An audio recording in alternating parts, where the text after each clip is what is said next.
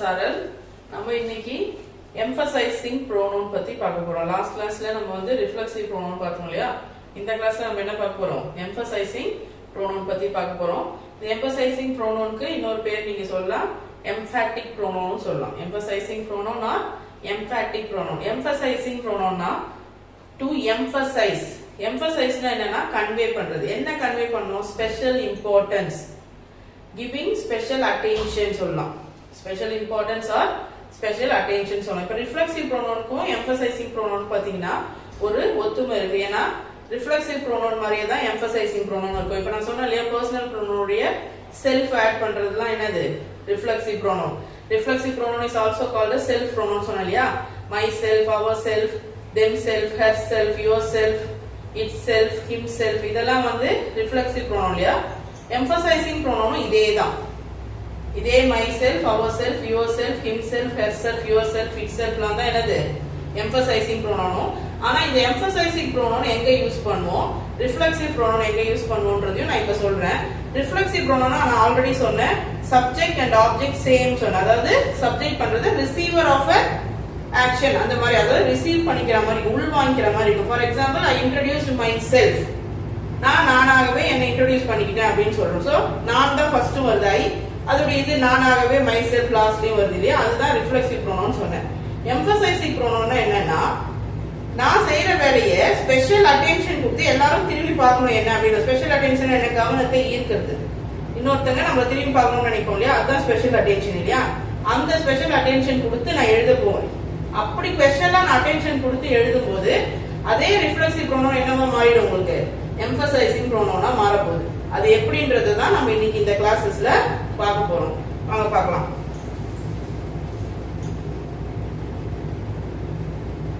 Emphasising pronoun. Emphasising ப்ரோனவுன்னா நான் என்ன சொன்னேன்? emphasize or convey. emphasize or convey or நீங்க புரியதுக்கு special attention. special attention என்ன? giving importance.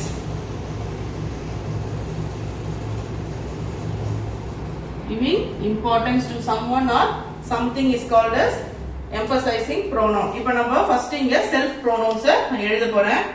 myself, ourselves, yourself, himself,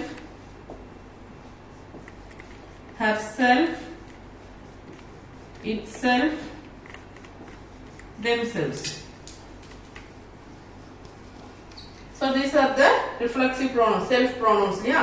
இப்ப பாருங்க நான் ஒரு sentence எழுதுறேங்க. I introduced myself.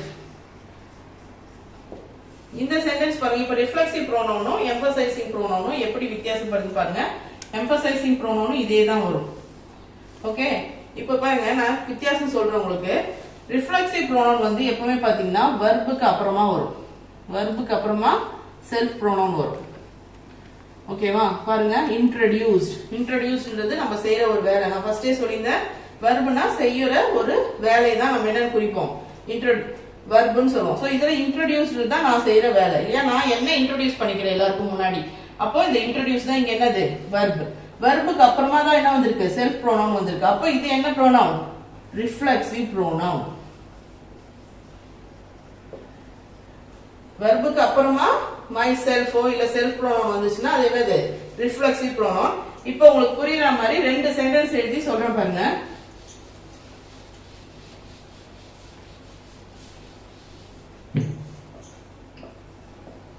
My mother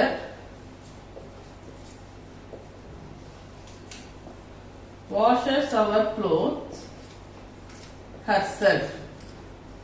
இது ஒரு sentence. My father himself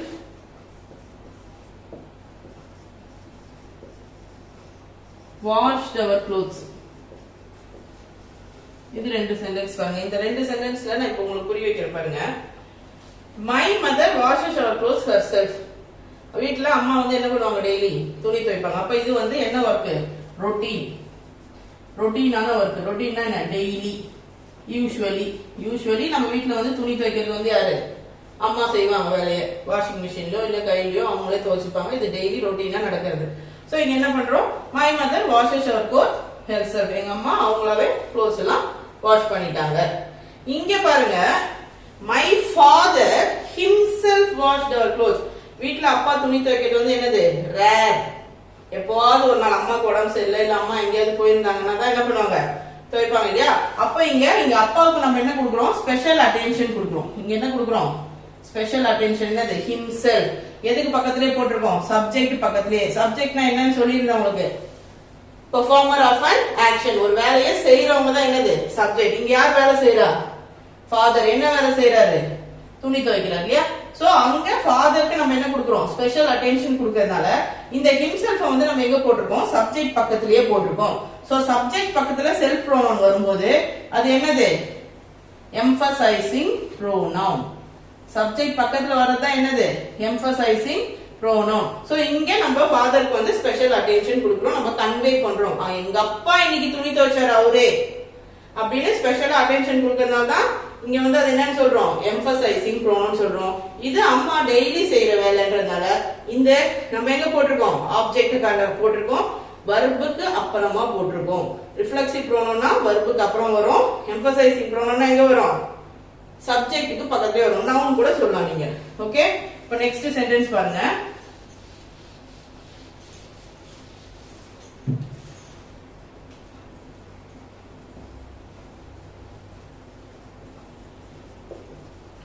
My mother cooked the dinner herself. My mother cooked the dinner herself. இங்க பாருங்க, I myself cooked the dinner.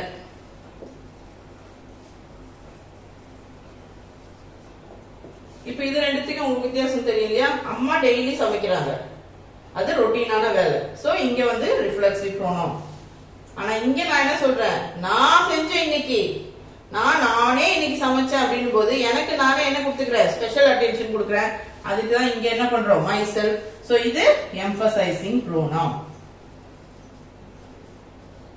இது reflexive pronoun. புரியுதா உங்களுக்கு? எம்பசைசிங் ப்ரோனவுன்னா ஸ்பெஷல் அட்டென்ஷன்.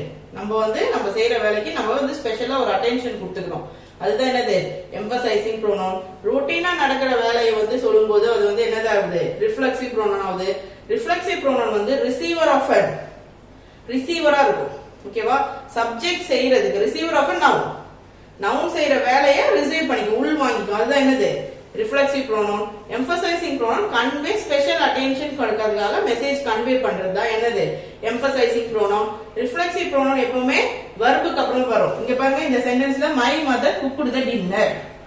மை மதர்ன்றது இங்க சப்ஜெக்ட், பெர்ஃபார்மர். யார் வேலை செய்யறாங்களோ அவங்க தான் சப்ஜெக்ட் சொன்னீங்க. இப்ப யார் இங்க வேலை செய்யறாங்க, அம்மா செய்யறாங்க. என்ன வேலை செய்யறாங்க, சமைக்கிறாங்க. சோ வர்பு, வர்புக்கு அப்புறமா தான் இருக்கு herself.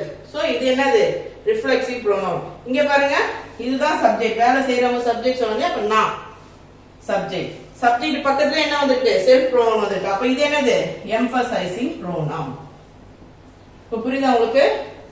வர்புக்கு அப்புறமா வந்தா ரிஃப்ளெக்சிவ் ப்ரோனவுன், சப்ஜெக்ட் பக்கத்திலே வருது வந்து எம்பசைசிங் ப்ரோனவுன். இதுதான் ரிஃப்ளெக்சிவ் ப்ரோனவுனுக்கும் எம்பசைசிங் ப்ரோனவுனுக்கும் இருக்க வித்தியாசம். Emphasising pronoun is also called as emphatic pronoun. Emphasising pronoun, emphatic pronoun எல்லாமே ஒண்ணுதான். செல்ஃப் ப்ரோனவுன்ஸ் இதுவும். எம்பசைசிங் ப்ரோனவுன் கூட செல்ஃப் ப்ரோனவுன் வகையில தான் சேர்ந்தது. செல்ஃப் ப்ரோனவுன் ரெண்டா இருக்கு, reflexive pronoun, emphasising pronoun. Self ப்ரோனவுன்னா என்னன்னு சொன்னேன் நான் உங்களுக்கு. பர்சனல் ப்ரோனவுன் கூட செல்ஃப் ஆட் பண்ணி வரது என்னது, செல்ஃப் ப்ரோனவுன். இப்போ இது ரெண்டுத்துக்குமான வித்தியாசம் வந்து உங்களுக்கு தெரிஞ்சிருக்கும். இப்போ எம்பசைசிங் ப்ரோனவுன் எங்க யூஸ் பண்ணோம், ரிஃப்ளெக்சிவ் ப்ரோனவுன் எங்க யூஸ் பண்ணோம். ஒரு எக்ஸாம்பிள்லாம் ஐடென்டிஃபை த ப்ரோனவுன் அப்படின்னு வந்துச்சுன்னா, சப்ஜெக்ட் பக்கத்துல வந்துச்சுன்னா எம்பசைசிங் ப்ரோனவுன் போடுங்க. வர்புக்கு அப்புறமா வந்துச்சுன்னா அது என்னது, ரிஃப்ளெக்சிவ் ப்ரோனவுன். சோ ப்ரோனவுன்ஸ்ல நம்ம இது வரைக்கும் எத்தனை டைப்ஸ் பார்த்திருக்கோம், 7 டைப்ஸ் பார்த்துட்டோம். அடுத்து இன்னும் 3 டைப்ஸ் இருக்கு. நெக்ஸ்ட் கிளாஸ்ல பார்க்கலாம். இதுல எதனா டவுட்ஸ் இருந்தா கமெண்ட் செக்ஷன்ல கமெண்ட் பண்ணுங்க. உங்களுக்கு நெக்ஸ்ட் கிளாஸ்ல நாங்க கண்டிப்பா கிளியர் பண்ணுவோம். Thank you guys.